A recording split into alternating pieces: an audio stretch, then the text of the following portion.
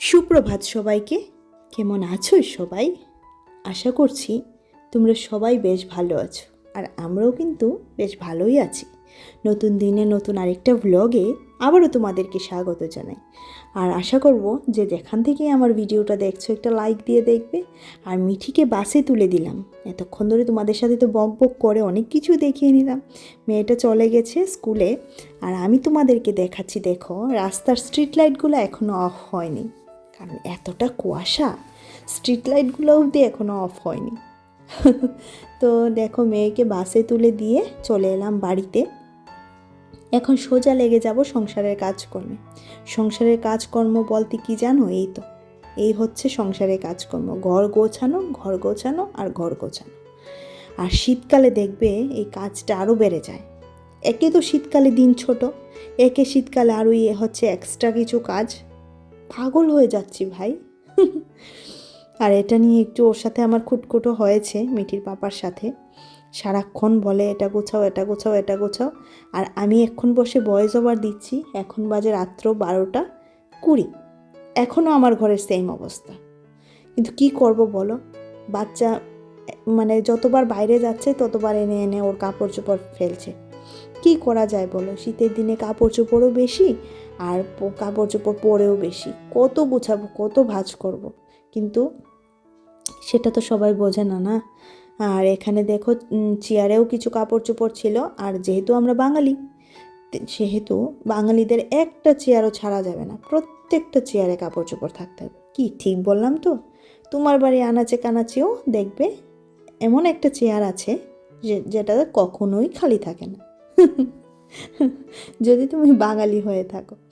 আমাদের হচ্ছে এটা একটা সবচেয়ে বড় আলসেমি স্বভাব, যে কিছু হলো তো এনে চেয়ারে রেখে দিই। তো আজকে কানে মাথায় এত ঠান্ডা লাগছে, যার জন্য একটা টুপিও চাপিয়ে নিলাম মাথায়। প্রচণ্ড ঠান্ডা লাগছিল। আর যথারীতি বিছানাটা একটু ঝাড়ুও দিয়ে দিচ্ছি, তাহলে কি হয়, ধুলাবালু সব নিচে পড়ে যায় আর বিছানাটা অনেকটাই টান টান হয়। তো দেখো, মপ নিয়ে চলে এলাম। এখানে 7:25 বাজে। অনেকটা সময় লেগে গেছে আমার ঘর পরিষ্কার করতে। এখন ঘর মুছবো, তারপর গোপালকে জাগাবো। তো তোমাদের সাথে কথা বলতে বলতে ঘরটা মুছে নিলাম। সেটা আজকে আর শেয়ার করিনি, কারণ এত সকাল ক্যামেরা লাগিয়ে আর মিঠির পাপা ঘুমাচ্ছে, তার জন্য আর কিছুই শেয়ার করিনি। দেখো, স্নান করে যথারীতি চলে এলাম ঘরে। 8টা বেজে গেছে। স্নান করেছি বলতে কি, মাথায় জল দিইনি, কারণ মাথায় একটু শ্যাম্পু করার ইচ্ছা আছে, যেটা একটু বেলা বাড়লে করব। তো চলো এখন বাসি কাপড় নিয়ে ছাদের দিকে যাই। আর বাসি কাপড়গুলো যখন তখন ধুয়ে দিলে ভালো হয়, কারণ এখন যেহেতু একদমই রোদ উঠছে না, শুকিয়ে যাবে। যতক্ষণে রোদ উঠবে শুকিয়ে যাবে। তো দেখো, ছাদে চলে এলাম। ঠান্ডা বলতে আমার কি, ঠান্ডা তো একদম লাগছে না। কেন লাগছে না জানো? কারণ নিচে গেছি মনে 2বার, আর উপরে এসেছি 2বার, কবার হলো এবার তোমরা ভেবে নাও। আর এই নিচ উপর করতে করতে গরমটাও আমার একদম লেগে গেছে। ঠান্ডাতেও গরমের একটা অনুভূতি আর কি। তো এই যে কুন্দ ফুলগুলা, এগুলা হচ্ছে আমার যখন কিছুই থাকে না তখনকার সঙ্গী। যখন কোনো ফুল থাকে না, তখন এই কুন্দ ফুলগুলা খুব ভালোভাবে আমার হয়ে যায় গোপালের সেবা। আর একখানা জবা ফুল ফুটেছে, আর একখানা গাঁদা ফুল, আর কিছুটা তুলসী পাতা নিয়ে এবার ঘরে চলে এলাম। আর থাকা যাচ্ছে না, বাইরে প্রচণ্ড কুয়াশা আর হাওয়া।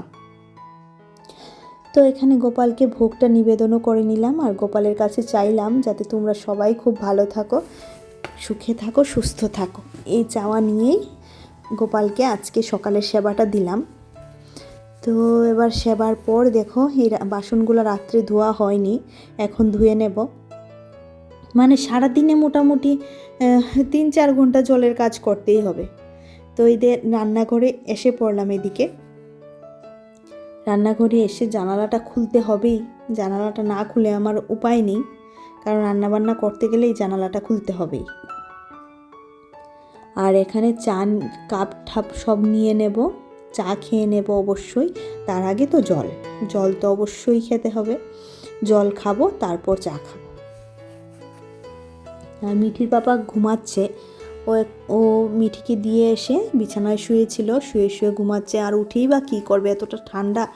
আর আমি চাটা করে নিয়ে তারপর গিয়ে ডাক দেবো। আর আজকে ওয়েদারটা দেখে মনে হচ্ছে খুব ভালো রোদ উঠবে। আর রোদ উঠলে দেখবে যতটাই শীত লাগুক না কেন, রোদ উঠলে শীতটা অনেকটাই কেটে যায়, তাই না? আর এখানে দুজনার জন্য চার জল নিয়ে নিলাম। আর শীতকালের চা দেখবে ঢালতে ঢালতেই ঠান্ডা হয়ে যায়, তাই না? তো চাটা বসিয়ে দেব।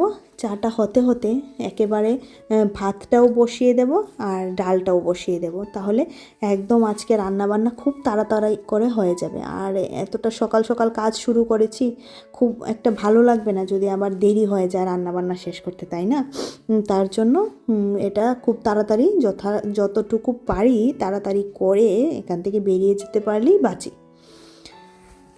তো দেখো, ভাতটা বসিয়ে ওইদিকে ডালটা নিয়ে আসবো, ডালটাও ভিজিয়ে রান্না করে নেব ডালটা।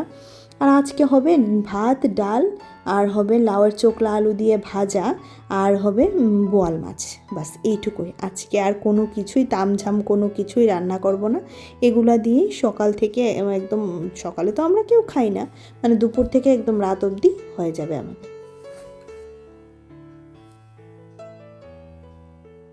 এই যে ভাত আর ডাল বসিয়ে দিলাম, দিয়ে দুখানা চায়ের কাপ নিয়ে এবার চলো চাটা খেয়ে সোজা ছাদে গিয়ে দেখা হচ্ছে তোমাদের সাথে।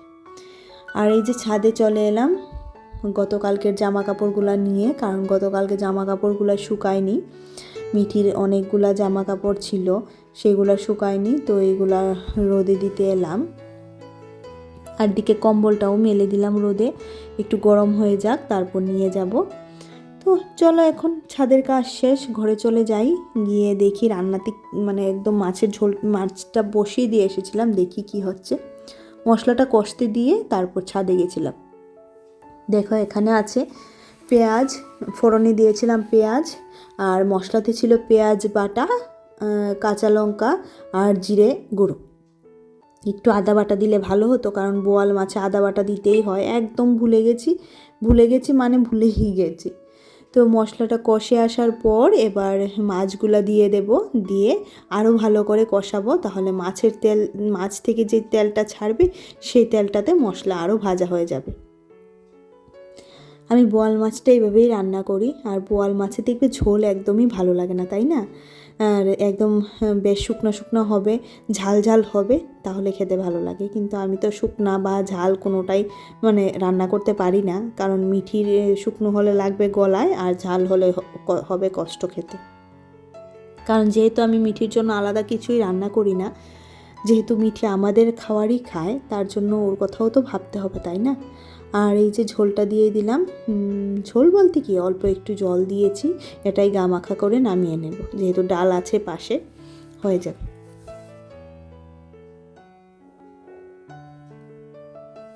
আর এটা হচ্ছে মাছের ঝোলের ফাইনাল লুক। একটু ধনেপাতাও দিয়ে দিলাম, এবার ঢাকা চাপা দিয়ে দেব, ধনেপাতার গন্ধটা ছড়িয়ে যাবে।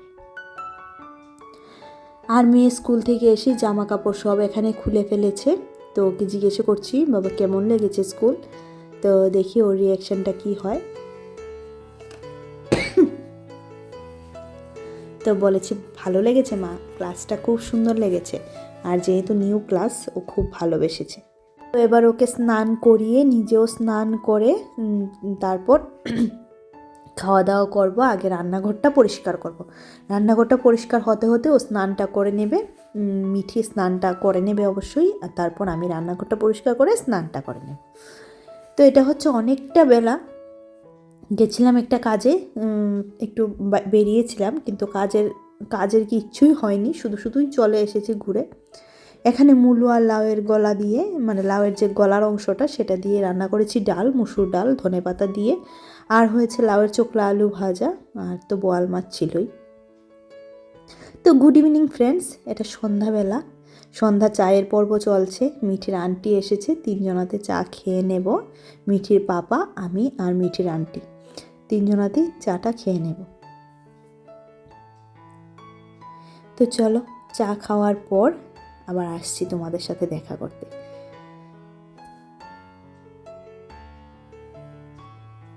আর যথারীতি দেখো, এটা হচ্ছে অনেকটাই রাত্র, মানে 8:15 বাজে।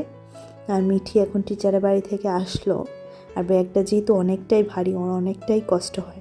আর ওর জন্য একটা গিফট আমি এনেছি, সেটা এবার ওকে দেব, দেখি ওর রিয়াকশানটা কী হয়। অনেক দিন আগেই খুঁজেছিল, কিন্তু আমি কথায় কথায় দিই না, এখন এনে দিলাম।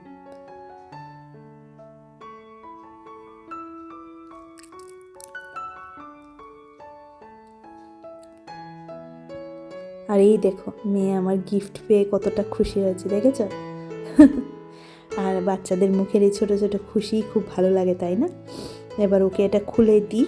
আর যারা যেখান থেকেই আমার ভিডিওটা দেখছো একটা লাইক দিয়ে দেখবে, আর যারা এখনও সাবস্ক্রাইব করোনি প্লিজ ভালো লাগলে আমার চ্যানেলটাকে একটা লাইক দিয়ে সাবস্ক্রাইব করে পাশে থাকে বেল আইকনটাও ক্লিক করে দিও, যাতে করে আমি যখনই ভিডিও দেব নোটিফিকেশানটা তোমরা পেয়ে যাবে। তো চলো আজকের মতো এইটুকুই রাখছি। সবাই ভালো থেকো, সবাইকে ভালো রেখো, নিজেরাও ভালো থেকো। আর কালকে যাব বাপের বাড়িতে, ডেইলি ব্লগ পাবে না, বাপের বাড়ির ব্লগ পাবে। তো চলো tata, bye bye, good night.